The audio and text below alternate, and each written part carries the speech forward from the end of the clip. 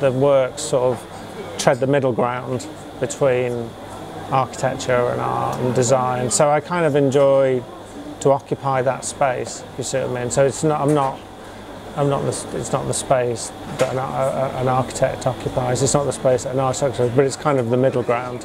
And I kind of like sort of ploughing that sort of middle ground, the bits where all the disciplines meet. Well, I think it gives an intellectual freedom, I think. I mean, it's not necessarily an aesthetic freedom, but I think it's a kind of, it allows you to bring ideas from one discipline over to the next, and sort of, so for me, yeah, I suppose that's what it's about. It's about making a space within which I can make my work, and that to me, that makes the making of the work more easy if I feel about it being in a sort of middle ground somewhere.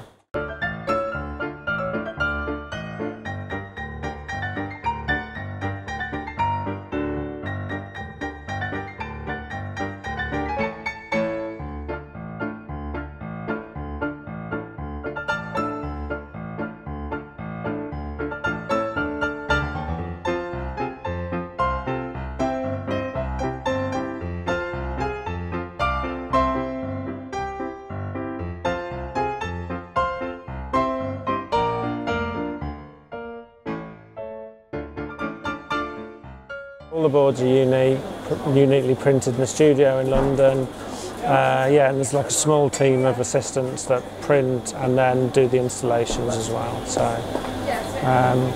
yeah, it's a sort of cottage industry. Well, it's very simply block printed. So just like you would do a potato print when you're a child, it's that technology. But we use an acrylic paint instead of water, instead of printing ink.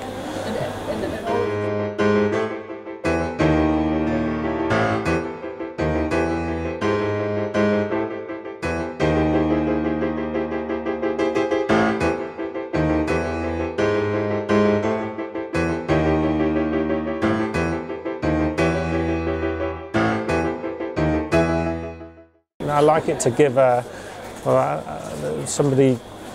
It was a quote, somebody said that it had a retinal burn, the work, and I like that idea that you might see something and then long after it's gone, you kind of remember it in a visual way, or it recalls itself. And so I suppose that's it, it's working in the same way that maybe the world of advertising works in, as opposed to necessarily the world of fine art works in. And I kind of like that. It's also because a lot of the projects are temporary.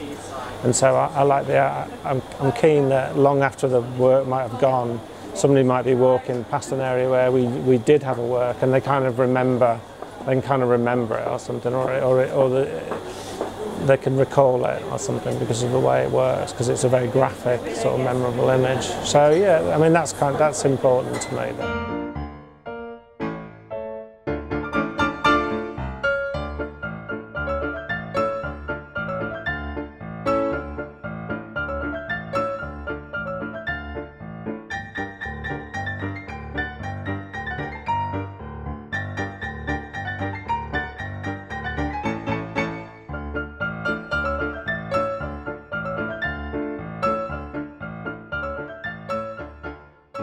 When I make books, in a sense, they do become the works, because 90% of probably 95% of the things in the book don't exist anymore.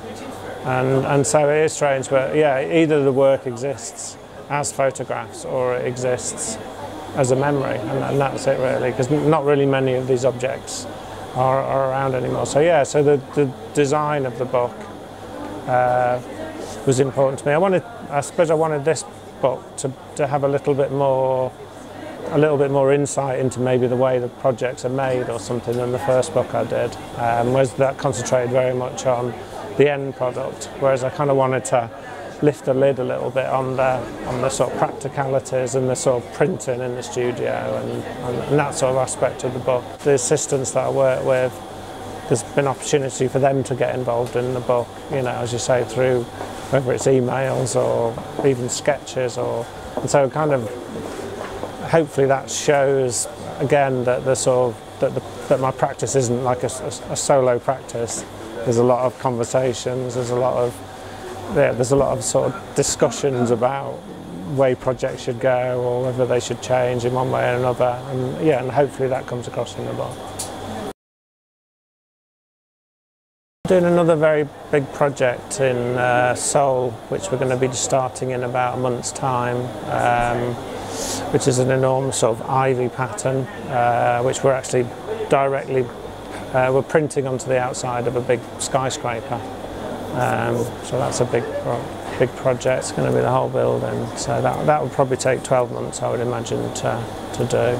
And then also a building in Rome, where we're again printing a very sort of organic pattern, and that's probably 6 months in already, so that's probably got another 6 months to go. So most of the projects are just big architectural projects, but then having said that, there is still a lot of stuff going on in the studio, like paintings and furniture and sculptures, which I say I like to do because it often something spins off those and ends up being part of a bigger project.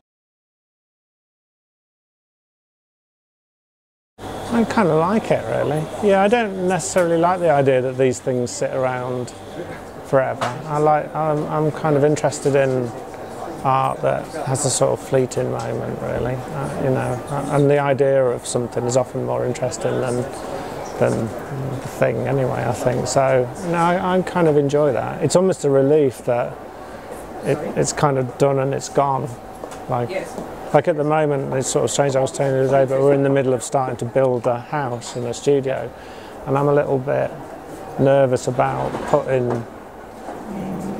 we're discussing cladding the outside of the building, and I'm quite nervous of that because the idea of sort of living endlessly with this thing, I'm not sure it'll be good for my sort of mental health. I kind of like, well, I like that, you know, the bit when it goes is kind of often like the best bit.